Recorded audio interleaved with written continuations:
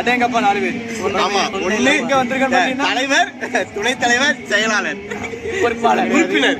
எங்க வந்திருக்கோம்னா தசவலையில ஒரு வீட்டுல கன்னி பூஜை, அதுக்காக வந்திருக்கோம். தசவலையில இல்ல மடத்தச்சம்பாடு, தசவலை திசைன் விலை மடத்தச்சம்பாடு.